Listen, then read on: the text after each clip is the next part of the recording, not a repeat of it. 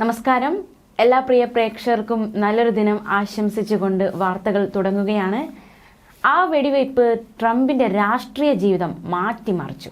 വൻ സ്വീകാര്യതയാണ് പാർട്ടിയിൽ നിന്നും അമേരിക്കൻ സമൂഹത്തിൽ നിന്നും കിട്ടുന്നത്. അമേരിക്കൻ പ്രസിഡന്റ് സ്ഥാനാർത്ഥിയായി ഡൊണാൾഡ് ട്രംപിനെ ഔദ്യോഗികമായി പ്രഖ്യാപിച്ച് റിപ്പബ്ലിക്കൻ പാർട്ടിയുടെ ദേശീയ കൺവെൻഷനിലായിരുന്നു ആ പ്രഖ്യാപനം. വെടിവയ്പിൽ നിന്ന് അത്ഭുതകരമായി രക്ഷപ്പെട്ട ട്രംപ് വെടിയേറ്റ വലത് ചെവിയിൽ ബാൻഡേജ് ധരിച്ചാണ് കൺവെൻഷനിൽ പങ്കെടുത്തത്.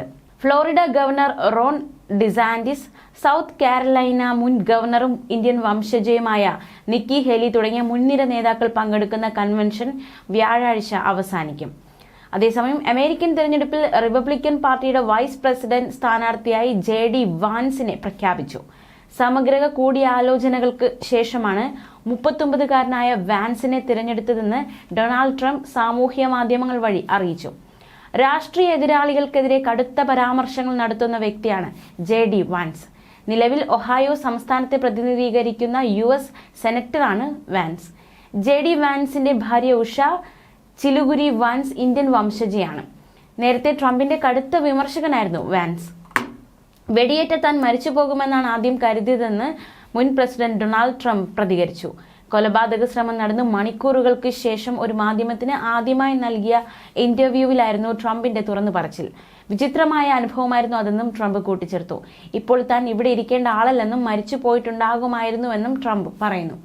US-ലെ പെൻസിൽവേനിയയിൽ തിരഞ്ഞെടുപ്പ് റാലിക്കിടെ ഡൊണാൾഡ് ട്രംപിന് നേരെയുണ്ടായ വധശ്രമത്തിന് പിന്നിലെ ലക്ഷ്യം പുറത്തുകൊണ്ടുവരാൻ ഫെഡറൽ ബ്യൂറോ ഓഫ് ഇൻവെസ്റ്റിഗേഷൻ ശ്രമം തുടങ്ങി. മുൻ പ്രസിഡന്റിനെ വെടിവെച്ച തോമസ് മാത്യു ക്രൂക്സിനെ അതിന് പ്രേരിപ്പിച്ചത് എന്താണെന്നത് ഇപ്പോഴും അവ്യക്തമാണ്. അക്രമി ഒറ്റയ്ക്കാണ് എത്തിയതെന്നും കൂട്ടാളികളില്ലെന്നും FBI അറിയിച്ചു. ആഭ്യന്തര ഭീകരപ്രവർത്തനമെന്ന നിലയിലാണ് അന്വേഷണം പുരോഗമിക്കുന്നത്. ഏറ്റുമുട്ടലിൽ സുരക്ഷാ ഉദ്യോഗസ്ഥർ വധിച്ച അക്രമി നഴ്സിംഗ് ഹോമിലെ ജീവനക്കാരനായിരുന്നു. ഇയാളുടെ പിതാവ് റിപ്പബ്ലിക്കൻ അനുഭാവിയും അമ്മ ഡെമോക്രാറ്റിക് പാർട്ടിയോട് അടുപ്പമുള്ള വ്യക്തിയുമാണെന്നുമാണ് വോട്ടർ രജിസ്റ്റർ പ്രകാരമുള്ള വിവരം. കൂടെ പഠിച്ചവർക്കും അയൽവാസികൾക്കും തോമസിനെ കുറിച്ച് നല്ല അഭിപ്രായമാണ്. ക്രൂക്സ് കുടുംബം താമസിച്ചിരുന്ന ബദേൽ പാർക്ക് ഉയർന്ന വരുമാനമുള്ള ഉദ്യോഗസ്ഥ കുടുംബങ്ങളുള്ള മേഖലയാണ്. നായാട്ടും മീൻപിടുത്തവും ഹരമായ പടിഞ്ഞാറൻ പെൻസിൽവേനിയയിൽ അനേകം ഗൺ ക്ലബ്ബുകളുമുണ്ട്. മരണത്തെ മുഖാമുഖം കണ്ട ഡൊണാൾഡ് ട്രംപിന്റെ തിരഞ്ഞെടുപ്പ് പ്രചാരണ രീതികളിൽ അടിമുടി മാറ്റം ദൃശ്യമായിട്ടുണ്ട്. ഇന്നലെ വിസ്കോൺസിനിലെ മിൽവോക്കിയിൽ തുടങ്ങിയ 4 ദിവസത്തെ റിപ്പബ്ലിക്കൻ പാർട്ടി ദേശീയ കൺവെൻഷനിലേക്കായി നേരത്തെ തയ്യാറാക്കിയ തീപ്പൊരി പ്രസംഗം മാറ്റി എഴുതിയതുൾപ്പെടെ സംയമനത്തിന്റെയും ഐക്യത്തിന്റെയും സന്ദേശവാഹകൻ എന്ന നിലയിലുള്ള പ്രചാരണ വഴിയിലേക്കാണ് ട്രംപ് തിരിഞ്ഞിരിക്കുന്നത്. പ്രസിഡന്റ് ജോ ബൈഡന്റെ വീഴ്ചകൾ എണ്ണിപ്പറയുന്ന ഉശിരൻ പ്രസംഗം അപ്പാടെ മാറ്റി എഴുതി. വെടിയുണ്ടയിൽ നിന്ന് തലവെട്ടിച്ച് ഇതിഹാസമായി ട്രംപിന് പാർട്ടിയിലും അമേരിക്കൻ സമൂഹത്തിൽ പൊതുവെയും പുതിയൊരു പരിവേഷം കൈവന്നിട്ടുണ്ട്. ന്യൂസ് ഡെസ്ക് മലയാളി വാർത്ത.